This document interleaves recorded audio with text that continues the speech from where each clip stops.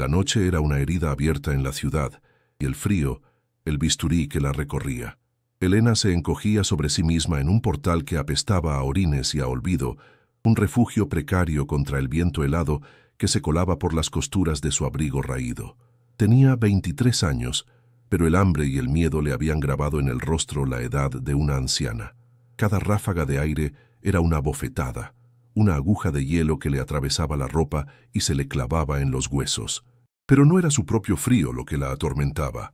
Era el frío que podía alcanzar la vida, que acunaba en su vientre de 8 meses.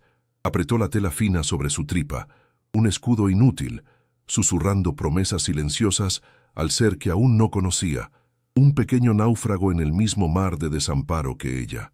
El hambre era una bestia viva dentro de ella, una criatura con garras que le arañaba las entrañas. El aroma a pan recién hecho que escapaba de una panadería cercana era una forma de tortura exquisita, un recordatorio de un mundo al que ya no pertenecía. La gente pasaba a su lado, envuelta en bufandas y prisas, sus rostros convertidos en máscaras de indiferencia. Eran sombras veloces que la esquivaban como a un obstáculo, un borrón en el paisaje urbano. Un hombre con un maletín de cuero la miró con asco, arrojando una moneda que rodó hasta sus pies con un tintineo metálico y burlón. Elena no la recogió. Sus manos permanecieron sobre su vientre. No quería limosna, quería un milagro. Quería que su hijo no naciera en un mundo que ya le había dado la espalda. Los recuerdos eran más crueles que el propio invierno.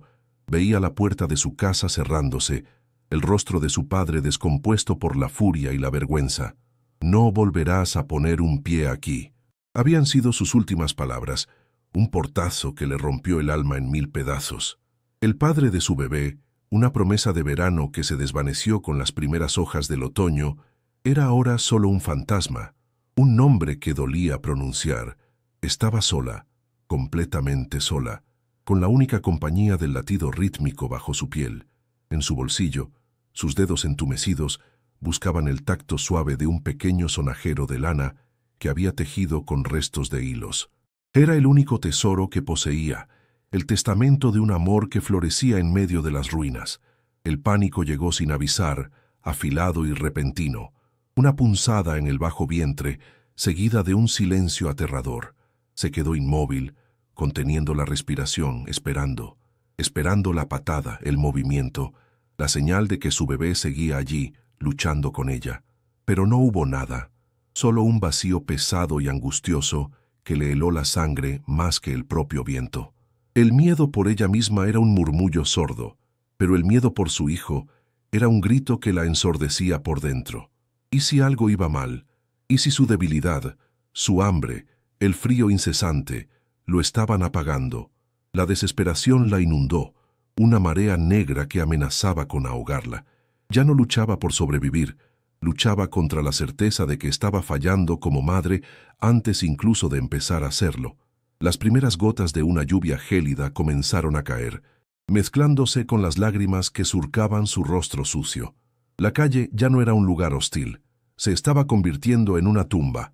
Levantó la vista y a través de la cortina de agua y desesperación vio la luz.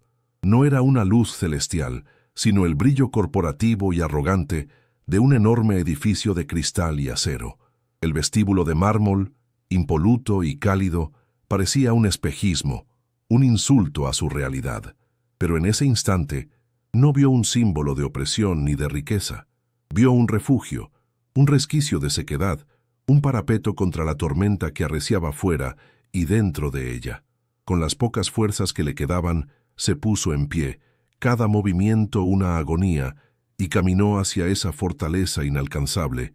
No iba a pedir, solo iba a proteger a su hijo. La puerta de cristal, pesada y solemne, se dio con un susurro bajo la presión de su cuerpo. No fue un acto de agresión, sino el último aliento de una voluntad a punto de extinguirse. Al entrar en el vestíbulo, el cambio fue tan brutal que la dejó sin aire. El calor la envolvió como un abrazo olvidado, un lujo que su piel ya no recordaba. El silencio, pulcro y reverencial, contrastaba con el estruendo de la tormenta y el caos de su mente. Olía a limpio, a dinero, a un mundo que funcionaba con reglas que ella había desaprendido. No levantó la mirada hacia los techos altos, ni admiró el mármol que brillaba bajo sus pies deshechos. Solo buscaba un rincón, un pequeño hueco fuera del alcance del viento, donde poder escuchar la vida que se le escapaba. No era una intrusa, era una madre buscando un santuario. Los primeros en verla fueron dos hombres de uniforme impecable, apostados a cada lado de la entrada como estatuas vigilantes. Sus miradas se cruzaron por un instante, y en sus ojos no hubo compasión, sino un cálculo frío y profesional. Para ellos, Elena no era una mujer aterida, ni una futura madre al borde del colapso. Era un problema, una mancha en la perfección aséptica del lugar, una nota discordante en la sinfonía del poder y la eficiencia, una anomalía que debía ser corregida antes de que alguien importante la viera.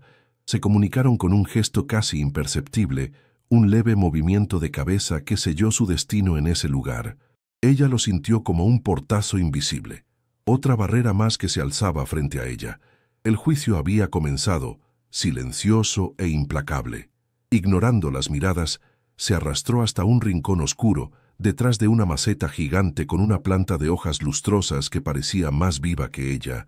Se hizo un ovillo, intentando volverse pequeña, invisible. Su mano no se apartaba del vientre, una extensión de su alma que palpaba, buscaba, rogaba por una respuesta.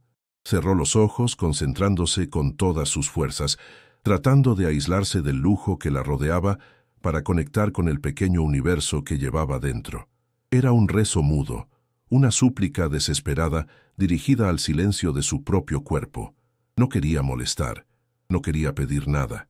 Solo necesitaba un minuto, un instante de tregua para confirmar que su lucha no era en vano, que el pequeño corazón por el que lo arriesgaba todo seguía latiendo con el suyo. Una pareja de ejecutivos, elegantes y perfumados, salió de uno de los ascensores. Al verla, el hombre frunció el ceño con disgusto, mientras que la mujer se llevó una mano a la boca, soltando un susurro que sonó como el zumbido de una avispa. ¡Qué vergüenza!, oyó Elena con una claridad que la hirió profundamente. Deberían hacer algo. Esas palabras, cargadas de un desprecio casual, fueron más frías que el viento de la calle. Ellos no veían su miedo ni su dolor, solo veían suciedad, desorden, una ofensa estética en su camino hacia un coche con chofer que les esperaba afuera. El abismo entre sus mundos no era de dinero, era de humanidad. Para ellos, ella era la culpable de su propia miseria, un error en el sistema que afeaba su perfecta realidad. Las palabras de la ejecutiva fueron la orden que los guardias de seguridad esperaban. Se acercaron a ella con pasos medidos, firmes, el sonido de sus zapatos de suela de goma resonando en el mármol como un veredicto. «Señora, no puede estar aquí», dijo uno de ellos. Su voz no era cruel, era peor, era impersonal, la voz de un sistema que no contempla excepciones. Elena levantó la vista, sus ojos suplicantes intentando comunicar lo que sus labios no se atrevían a decir. «Solo un momento, por favor», susurró, su voz rota por el frío y la angustia. Pero su petición se perdió en el aire acondicionado del vestíbulo. Para ellos, las reglas eran absolutas. La propiedad privada era sagrada. El sufrimiento humano, en cambio, era negociable. Uno de los guardias, el más joven, se inclinó y le tocó el brazo para instarla a levantarse. El contacto fue un latigazo de realidad, una invasión que la devolvió a su condición de paria. Su cuerpo se tensó, no por rebeldía, sino por un instinto de protección que iba más allá de la lógica. La tela de su abrigo, delgada y húmeda, no ofreció ninguna barrera. Sintió la fuerza de esa mano como la personificación de todas las puertas que se le habían cerrado, de todas las miradas que la habían condenado. Se aferró a su vientre con la otra mano, como si temiera que pudieran arrancarle también esa última posesión. No se resistió con fuerza, pero su peso muerto era una forma de protesta, la única que le quedaba. Su dignidad era una roca invisible contra la que chocaba la indiferencia del mundo. Ahora era un espectáculo. Un pequeño círculo de curiosos se había formado a una distancia prudente. Empleados que salían, algún visitante tardío. Nadie intervino. Solo observaban, algunos con lástima, otros con morbo, la mayoría con una incómoda indiferencia. Los ojos de los demás eran clavos que la fijaban en su pilar de humillación. Su rostro, antes anónimo en la multitud de la calle, estaba ahora iluminado por las luces frías del vestíbulo, expuesto, juzgado. Sentía sus mejillas arder de vergüenza. La habían despojado de su invisibilidad para convertirla en un ejemplo de lo que no debía ser, de lo que no debía estar allí. Estaba siendo expulsada no solo de un edificio, sino de la decencia, del derecho a buscar refugio. Era una intrusa en la especie humana. Estaba perdida. El calor había sido un espejismo, una promesa falsa. Los guardias, con una firmeza que no admitía réplica, la pusieron en pie. Sus piernas temblaron, a punto de ceder. Cada paso hacia la salida era una derrota. La lluvia golpeaba con más fuerza el cristal, como si se burlara de su intento fallido de escapar. El mundo de mármol y acero la estaba escupiendo de vuelta a la tormenta, al frío, al silencio aterrador de su vientre. Ya no tenía fuerzas para luchar. El juicio se había dictado, y la sentencia era el abandono. La puerta giratoria, con su movimiento lento e inexorable, era una boca de lobo a punto de devorarla de nuevo, devolviéndola al lugar donde los invisibles como ella estaban destinados a desaparecer. Las puertas de acero pulido del ascensor privado se abrieron con un siseo casi inaudible, revelando la figura de Adrián Vega. A sus 45 años, era la personificación del poder. Un traje a medida que parecía esculpido sobre su cuerpo, unos zapatos que brillaban con una luz propia y una mirada de un azul tan gélido que parecía capaz de congelar el mármol del vestíbulo. No caminaba. Se deslizaba sobre el suelo como un depredador en su territorio, un rey en su fortaleza de cristal y silencio. Cada empleado bajaba la vista a su paso, no por miedo, sino por un respeto reverencial hacia el hombre que había construido aquel imperio de la nada. Pero tras esa fachada de control absoluto se escondía un vacío tan vasto como su fortuna, una soledad amurallada que nadie se atrevía a profanar. Su mente, programada para detectar la más mínima imperfección, registró la anomalía al instante. Una pequeña congregación de empleados cerca de la entrada, 2 guardias de seguridad fuera de su posición habitual y una mancha de desorden en la esquina más oscura del vestíbulo. Su mandíbula se tensó, un microgesto casi imperceptible que delataba su fastidio. Para Adrián, el mundo era un sistema de engranajes que debían funcionar con precisión matemática. Cualquier elemento disruptivo, por insignificante que fuera, era una afrenta a su control, un error en la ecuación que debía ser eliminado de inmediato. No sentía curiosidad, solo una impaciencia fría y afilada. Aquel edificio era el santuario de su orden, y nada ni nadie tenía derecho a profanarlo con el caos del mundo exterior. Al acercarse, la mancha de desorden cobró forma humana. Era una mujer, o más bien un bulto de ropa sucia y pelo enmarañado hecho un ovillo en el suelo. No vio su rostro, ni su vientre abultado, ni el temblor de sus manos. Su cerebro, entrenado para la eficiencia y el cálculo de riesgos, la clasificó en una fracción de segundo. Vagabunda, problema, amenaza potencial para la imagen de la compañía. Una intrusa. Su mirada pasó por encima de ella como si fuera un mueble mal colocado, un objeto sin historia ni dolor que simplemente no debería estar allí. La compasión era una variable que había eliminado de su sistema operativo hacía mucho tiempo, sustituida por una lógica implacable que no dejaba espacio para la debilidad, ni la ajena, ni, sobre todo, la propia. No se detuvo. Siguió caminando hacia la salida, pero su voz cortó el aire como un látigo. Se dirigió a su jefe de seguridad, un hombre corpulento que se había materializado a su lado. Ni siquiera miró a Elena. Sus ojos estaban fijos en la puerta giratoria, en el coche con chofer que le esperaba al otro lado, en su huida hacia la siguiente tarea, el siguiente negocio, el siguiente muro para esconderse. «Sácala de aquí», ordenó, y su voz fue un susurro metálico, desprovisto de cualquier inflexión humana. Ahora, no era una petición, era un decreto, una sentencia dictada sin juicio, sin defensa, sin la más mínima consideración por la vida que acababa de borrar de su vista. Para él, el asunto estaba zanjado, el problema eliminado. El jefe de seguridad asintió con una eficiencia servil. Sí, señor Vega. La orden se transmitió en silencio a los otros guardias, que reanudaron su tarea con una renovada firmeza. El pequeño círculo de curiosos se disolvió como por arte de magia. Los empleados volvieron a sus puestos con la cabeza gacha, fingiendo una concentración que no sentían. El poder de Adrián no residía solo en su dinero, sino en su capacidad para imponer su indiferencia a los demás. Su frialdad era contagiosa, una plaga que congelaba cualquier atisbo de empatía a su alrededor. En ese vestíbulo, el sufrimiento de Elena no solo era invisible para él.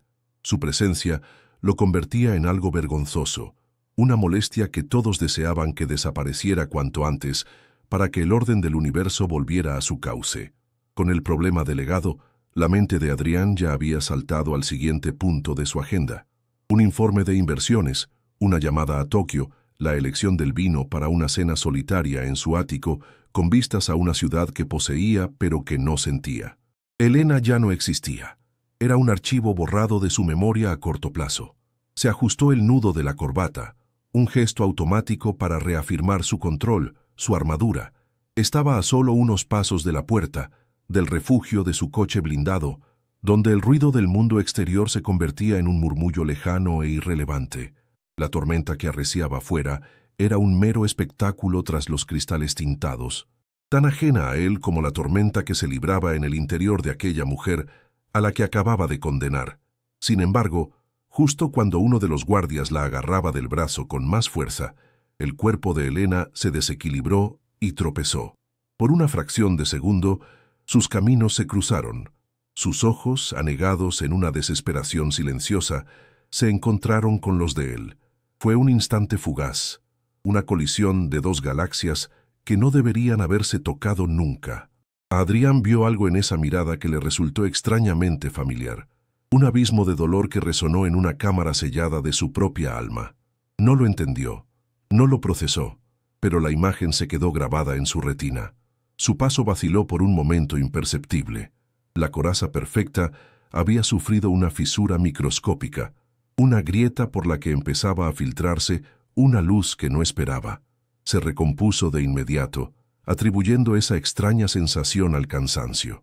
Alcanzó la puerta giratoria mientras los guardias arrastraban a Elena hacia la salida opuesta. El cristal los separó, convirtiéndolos en reflejos de dos mundos irreconciliables. Él, envuelto en el calor artificial y el lujo estéril, a punto de entrar en un vehículo que era una extensión de su fortaleza. Ella, a punto de ser arrojada de nuevo al frío, a la lluvia y a la crueldad de una noche sin refugio. El choque había sido brutal, silencioso y aparentemente intrascendente, pero algo se había roto en el mecanismo perfecto de la indiferencia. El encuentro había terminado, pero la colisión de sus destinos no había hecho más que empezar. La verdadera tormenta estaba a punto de desatarse. Los guardias de seguridad, obedeciendo la orden implícita de Adrián, la agarraron con una firmeza impersonal, uno por cada brazo. No hubo violencia en el gesto, pero sí una fuerza inexorable que la arrancaba de su precario refugio. Elena no luchó. Su cuerpo, agotado, se convirtió en un peso muerto, una forma de resistencia pasiva. Su única batalla se libraba en su interior, un ruego silencioso para que su hijo no sintiera la sacudida, la humillación. Apretó los dientes, conteniendo un sollozo, mientras la arrastraban por el mármol pulido hacia la puerta giratoria. Cada centímetro era una derrota. Adrián, por su parte, ya le había dado la espalda, su mente borrando la escena, restaurando el orden. La puerta de su coche, abierta por el chófer, era un portal a otro universo, uno donde el dolor como el de ella no existía. Justo cuando estaban a punto de cruzar el umbral, algo minúsculo y de colores apagados se deslizó del bolsillo de su abrigo raído. Un pequeño sonajero de lana, tejido con manos torpes pero llenas de amor, cayó al suelo con un golpe sordo, casi imperceptible. Se quedó allí, una mancha de ternura y pobreza sobre la fría perfección del mármol. Para los guardias era basura. Para Elena, era el mundo entero. Un gemido ahogado escapó de sus labios y, con un movimiento desesperado, intentó soltarse para recuperarlo. «No, por favor», susurró. Ese pequeño acto de desesperación, esa lucha por un objeto insignificante, fue lo que detuvo a Adrián en seco. Su mano, a punto de tocar la manija del coche, se quedó suspendida en el aire. Algo en ese gesto primitivo de protección le resultó extrañamente familiar. Se giró lentamente, su rostro una máscara de fría curiosidad. Sus ojos no se posaron en ella, sino en el pequeño objeto en el suelo. Los guardias, confundidos por su repentina pausa, aflojaron el agarre sobre Elena. El vestíbulo, antes un lugar de paso, se había convertido en un escenario silencioso y tenso. Adrián dio un paso hacia ella, luego otro. Sus zapatos italianos, que costaban más de lo que Elena había visto en toda su vida, resonaron con una solemnidad casi fúnebre. No era un movimiento de compasión, sino de análisis. Como un ingeniero que encuentra una pieza anómala en un mecanismo perfecto, necesitaba entender qué era aquello que había interrumpido el flujo de su universo. Se detuvo a un par de metros, su sombra proyectándose sobre ella, una presencia imponente y amenazadora. Elena se encogió bajo su mirada, interpretando su acercamiento como el preludio de una nueva humillación. Quizás se burlaría de su patético tesoro. Quizás lo aplastaría con el pie para demostrar su poder. El orgullo, esa última y maltrecha armadura, se irguió dentro de ella. Levantó la barbilla, sus ojos anegados en lágrimas que se negaba a derramar. «No quiero su limosna», dijo con una voz temblorosa pero firme. Las palabras flotaron en el aire, un desafío lanzado desde el abismo. No estaba pidiendo ayuda. Estaba trazando una línea, defendiendo el minúsculo territorio de su dignidad. Prefería ser expulsada, volver a la tormenta, antes que aceptar la caridad condescendiente del hombre que la había tratado como a una plaga. Su resistencia era todo lo que le quedaba. La reacción de Adrián fue desconcertante. Ignoró sus palabras por completo. Para sorpresa de todos, especialmente de su jefe de seguridad, dobló las rodillas y se agachó. El tejido de su traje de miles de euros se tensó mientras su cuerpo descendía a un nivel que no había ocupado en décadas. Con dedos largos y cuidados, recogió el sonajero de lana. Lo sostuvo en la palma de su mano, examinándolo bajo las luces frías del vestíbulo. El silencio era total. El hombre que movía millones con una sola llamada, el rey de aquel imperio de cristal, estaba arrodillado en el suelo, contemplando un juguete hecho con restos de hilo. Por un instante, el poder y el dinero se volvieron irrelevantes. Solo existía aquel objeto, un puente frágil y silencioso entre dos mundos rotos. Finalmente, levantó la vista y por primera vez la vio, no a la intrusa, no al problema, sino a Elena. Vio el miedo en sus ojos, pero también una fuerza indomable. Vio las marcas del hambre y del frío en su piel, pero también la juventud que se negaba a ser borrada.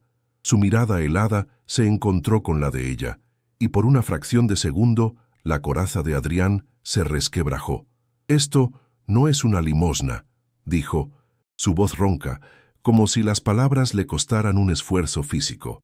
Extendió la mano, no con dinero, sino con el sonajero. El gesto no era de generosidad, sino de devolución.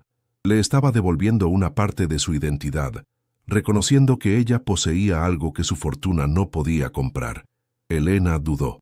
La mano extendida de aquel hombre era la misma que, momentos antes, había sellado su expulsión.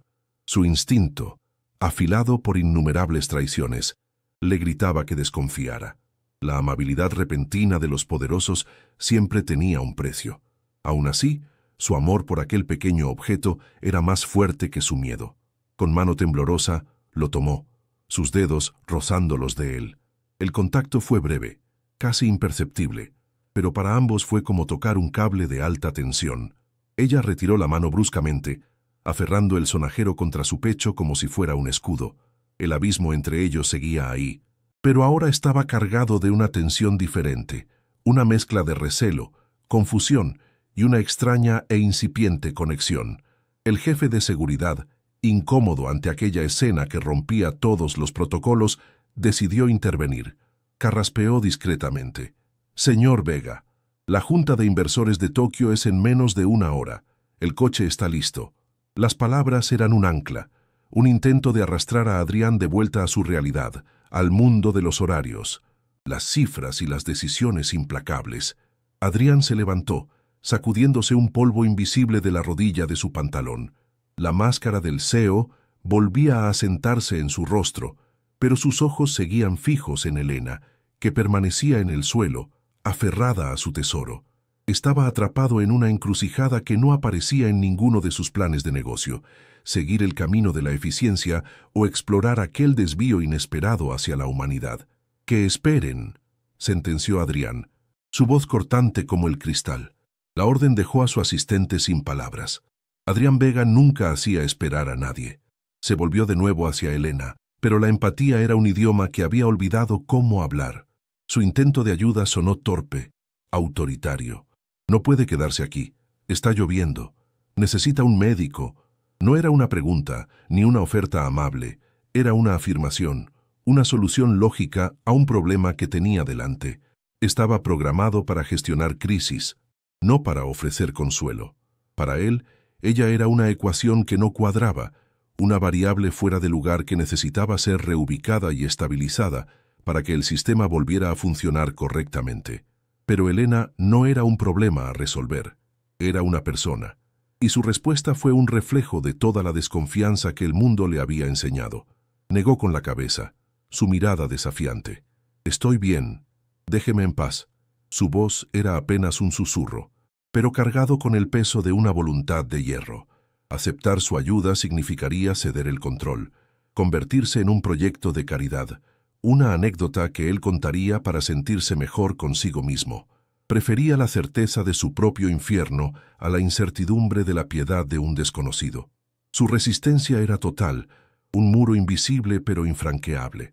Allí estaban los dos, en medio del vestíbulo, un hombre que lo tenía todo y no podía comprar su confianza, y una mujer que no tenía nada y se negaba a vender su dignidad.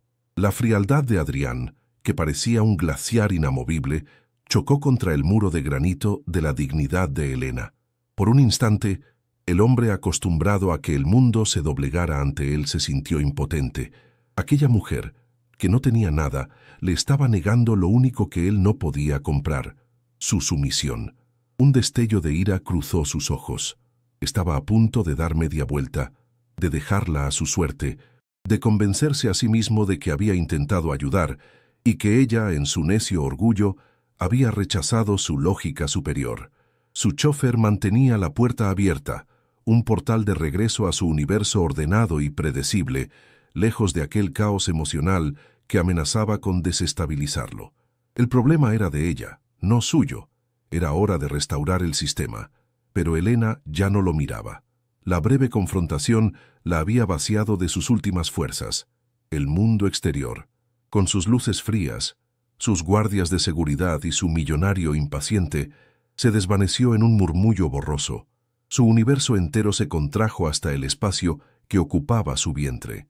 Toda su conciencia se volcó hacia adentro, en una escucha desesperada, buscando una señal, una vibración, un eco de vida en el silencio aterrador de su propio cuerpo. Su mano, aferrada al sonajero de lana, se posó sobre la tripa con una presión que era a la vez un ruego y una caricia. El miedo, crudo y visceral, le atenazó la garganta. Olvidó el frío, el hambre y la humillación. Solo existía una pregunta, un abismo que amenazaba con devorarla por completo. Y entonces las palabras brotaron de sus labios, no dirigidas a nadie, sino a sí misma, al aire, a un Dios en el que ya no creía. Fueron un susurro roto, un lamento tan íntimo que casi no produjo sonido. Hace horas que no se mueve. No era una queja ni una estrategia para inspirar lástima. Era la verbalización de su pánico más profundo, la confesión de una madre que siente cómo la vida que ha jurado proteger se le escapa entre los dedos. Sus ojos se llenaron de lágrimas que no cayeron, dos pozos de angustia pura. El tiempo se detuvo en ese instante, suspendido en la fragilidad de esa frase, una sentencia que flotó en el aire helado del vestíbulo como el último aliento de la esperanza. Aquellas 6 palabras no llegaron a los oídos de Adrián, atravesaron su armadura y se clavaron directamente en su memoria. El mármol bajo sus pies pareció desaparecer. El vestíbulo se disolvió y fue transportado 5 años atrás, a un pasillo de hospital estéril, con el teléfono pegado a la oreja. Escuchó la voz de su esposa, Ana, temblorosa y llena de pánico al otro lado de la línea, pronunciando exactamente la misma frase: «Adrián, hace horas que no se mueve». El eco de su propia tragedia lo golpeó con la fuerza de un tren. La culpa, el dolor y el recuerdo que había enterrado bajo capas de trabajo y frialdad explotaron dentro de él, demoliendo en un segundo la fortaleza que había tardado años en construir. Su mundo, tan perfectamente controlado, se hizo añicos. Su cuerpo reaccionó antes que su mente. Dio un paso atrás, como si hubiera recibido un golpe físico, y el aire se le escapó de los pulmones en un jadeo audible. Su rostro, siempre una máscara impasible, se descompuso en una mueca de puro terror. El jefe de seguridad dio un paso hacia él, alarmado. «Señor Vega, ¿se encuentra bien?» Pero Adrián no lo oyó. Sus ojos, antes 2 témpanos de hielo, eran ahora 2 abismos de dolor y pánico. Ya no era el CEO implacable, el dueño del imperio, era el hombre que había llegado tarde al hospital, el marido que había escuchado la peor noticia de su vida a través de un teléfono mientras cerraba un trato multimillonario.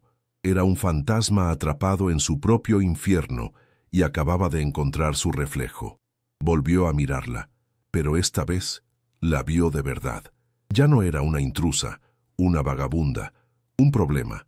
Era el eco de Ana. En su rostro sucio vio el pánico de su esposa. En su vientre abultado vio la promesa de su hijo perdido. En su soledad vio el reflejo de su propia culpa devastadora. La empatía no fue una elección consciente, sino una transferencia brutal de su propio trauma. El sufrimiento de ella se convirtió en el suyo. Su miedo era su miedo. Su posible pérdida era la repetición de la suya.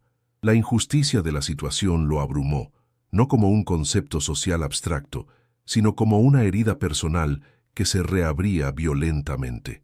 El universo le estaba dando una segunda oportunidad, no para salvarla a ella, sino para salvarse a sí mismo del fantasma de su fracaso. El instinto se apoderó de él. La lógica, la eficiencia y el protocolo se evaporaron. Con un grito ahogado que sorprendió a todos, corrió hacia ella. No caminó, no se acercó con cautela, corrió. Sus zapatos de lujo resbalaron levemente en el mármol, sus movimientos torpes, desesperados, despojados de toda su elegancia habitual. No era el movimiento de un hombre poderoso que ofrece ayuda, sino el de un náufrago que ve una balsa en medio de la tormenta. Tenía que llegar a ella, tenía que evitar que la historia se repitiera, tenía que reescribir el final de su propia tragedia a través de ella.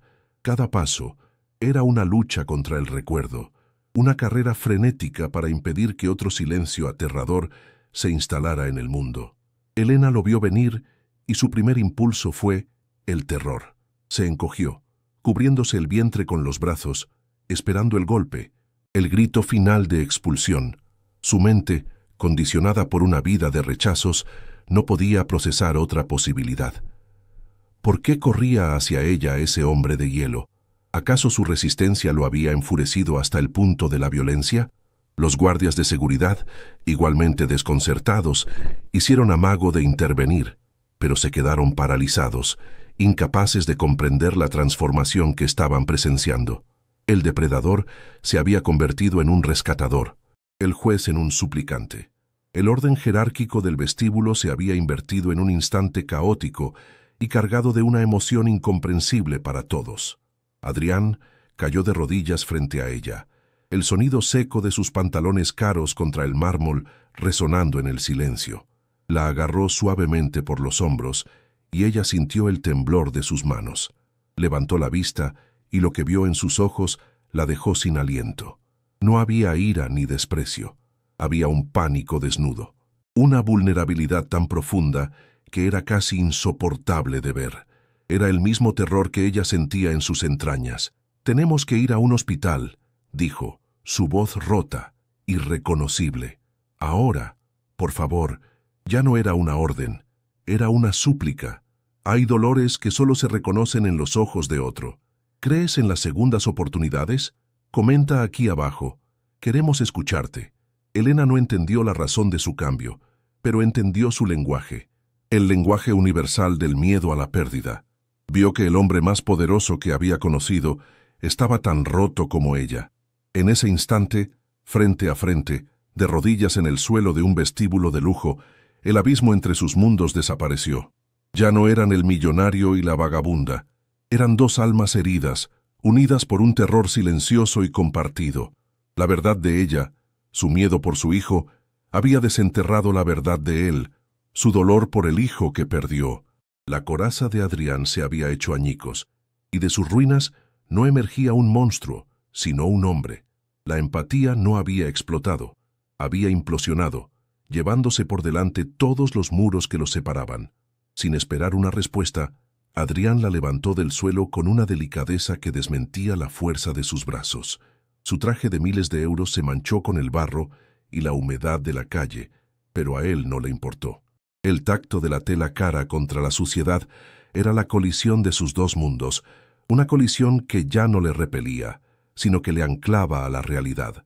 Ignoró las miradas atónitas de su equipo de seguridad y los susurros de los empleados. Su universo de cifras y contratos se había reducido a un único objetivo: proteger la vida que aquella mujer llevaba dentro. «A mi coche», ordenó, y su voz, aunque rota, recuperó una brizna de la autoridad que todos conocían. No era un rescate, era una expiación. Llevaba a Elena en brazos no como a una extraña, sino como al fantasma de una promesa que no pudo cumplir.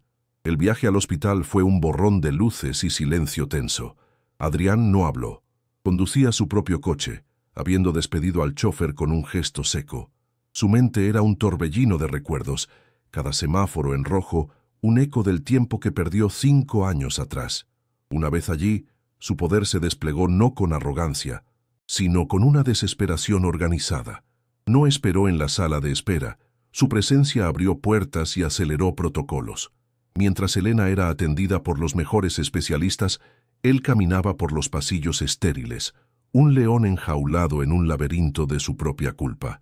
El dinero no podía rebobinar el tiempo, ni comprar el perdón, pero en ese momento podía comprar una oportunidad, y se aferró a ella con la fuerza de un hombre que se ahoga.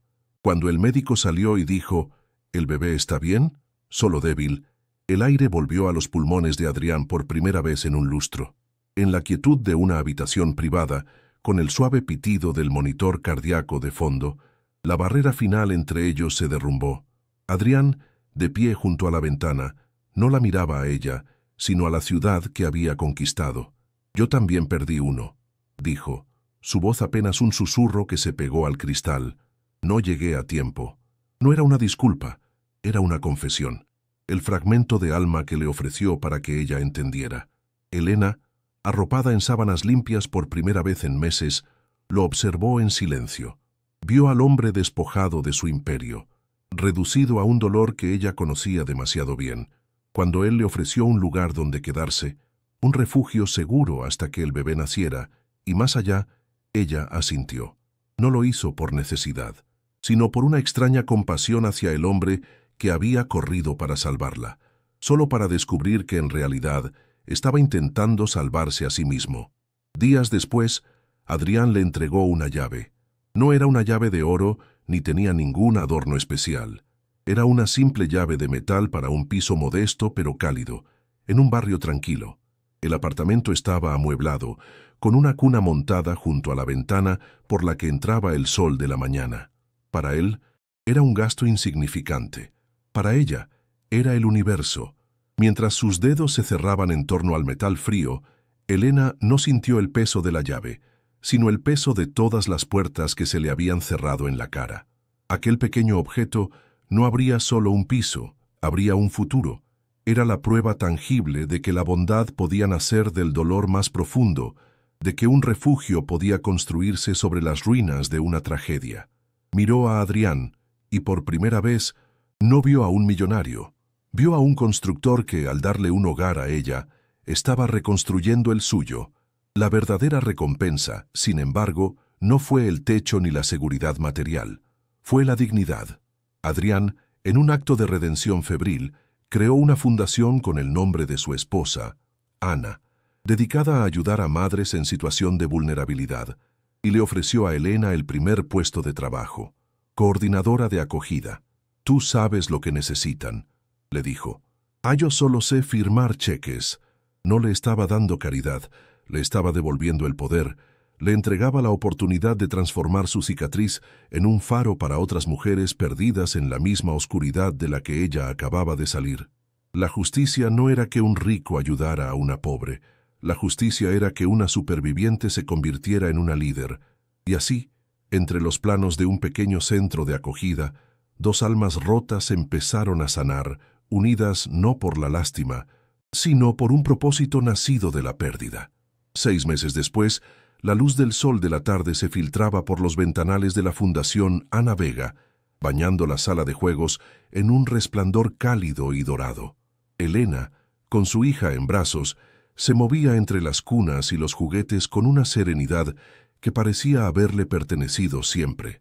Ya no era la sombra aterida de la calle. Su rostro había recuperado la juventud que el miedo le había robado, y en sus ojos brillaba un propósito inquebrantable. A su alrededor, otras mujeres, con historias grabadas en la piel como la suya, encontraban un refugio. Elena no les ofrecía lástima, sino reconocimiento. Les hablaba de su propia noche en el portal, no como una tragedia, sino como el umbral que tuvo que cruzar para renacer. Se había convertido en la guardiana de las segundas oportunidades, la prueba viviente de que la dignidad nunca se pierde, solo se extravía. Adrián Vega ya no visitaba la fundación como un benefactor que supervisa su inversión. Llegaba en silencio, sin su séquito de asistentes, y se quitaba la chaqueta del traje como quien se despoja de una armadura. El glaciar de sus ojos se había derretido, dejando al descubierto un paisaje de melancolía serena y una calidez que ya no temía mostrar. A menudo se sentaba en el suelo, rodeado de niños que no sabían de su fortuna, y construía torres de bloques que siempre acababan derrumbándose entre risas. A veces sostenía en brazos a la pequeña Ana, la hija de Elena, y el mundo entero parecía contener la respiración. En el peso de aquella pequeña vida encontraba el perdón que no sabía cómo pedirse a sí mismo. No estaba donando dinero, estaba invirtiendo fragmentos de su alma rota para reconstruirse. Una tarde, mientras observaban a la pequeña Ana dormir en su cuna, el silencio entre ellos ya no era tenso, sino cómplice. Fue Elena quien lo rompió, su voz un susurro suave. «Hoy ha llegado una chica. Tenía la misma mirada que yo aquella noche, el mismo miedo a que todo estuviera perdido». Adrián no apartó la vista de la cuna. «Pero no lo estaba», respondió él, y en esas 3 palabras se condensaba un universo de arrepentimiento y gratitud. «Tú no estabas perdida, Elena. Eras tú quien me encontró a mí». Ya no hablaban de clases sociales ni de mundos opuestos. Hablaban el lenguaje universal de las cicatrices, el idioma de aquellos que han tocado fondo y han descubierto que, a veces, la única forma de subir es ayudando a otro a levantarse. Su dolor compartido se había convertido en el cimiento de aquel santuario. Sobre la cuna de Ana colgaba, como un amuleto, el pequeño sonajero de lana. Adrián lo miró y una sonrisa triste se dibujó en sus labios. «Pensé que mi edificio era un símbolo de poder», confesó, su voz apenas audible. «Un monumento de acero y cristal para demostrarle al mundo que era invencible. ¡Qué ironía! Tuve que arrodillarme en su suelo, roto por dentro, para empezar a vivir de verdad. Aquel portal no fue tu refugio, fue el mío». Elena entendió entonces que él no la había salvado de la tormenta. Ambos se habían rescatado mutuamente de sus propios inviernos. La humillación se había transformado en un punto de encuentro, la injusticia en el motor del cambio. Habían resignificado el dolor, convirtiendo las ruinas de sus pasados en los cimientos de un futuro lleno de propósito. Antes de marcharse, Adrián se acercó a la cuna una última vez. Con una delicadeza infinita, rozó la manita de la bebé. Los diminutos dedos de Ana se cerraron instintivamente alrededor de su índice, una conexión frágil, pero de una fuerza abrumadora. Adrián se quedó inmóvil, sus defensas cayendo una a una ante el tacto de aquella nueva vida. Una lágrima solitaria, la primera en 5 años, rodó por su mejilla. No la secó. Dejó que fuera el testimonio silencioso de su rendición, la prueba de que su corazón había vuelto a latir. Levantó la vista y sus ojos se encontraron con los de Elena. No hubo palabras, solo una mirada de gratitud infinita, un pacto mudo que sellaba el final de un viaje y el comienzo de otro. El perdón había llegado no del cielo, sino de la mano de un bebé. Cuando él se fue, Elena se quedó junto a la ventana, acunando a su hija mientras la ciudad encendía sus luces. Ya no veía un monstruo de asfalto y indiferencia, sino un lienzo de historias entrelazadas, un lugar donde el milagro más inesperado podía ocurrir en el portal más oscuro. Abrazó a su pequeña, sintiendo el calor de su respiración contra su cuello, y le susurró al oído la promesa que ahora era su verdad. Algunas puertas no se abren con una llave, hija mía, se abren con el corazón. Era el final de su historia de supervivencia y el principio de su legado de esperanza. La dignidad, una vez restaurada, no solo ilumina una vida, sino que enciende una luz para todas las que vienen detrás. Si esto te ha emocionado, suscríbete al canal y envía este vídeo a alguien que necesite esperanza.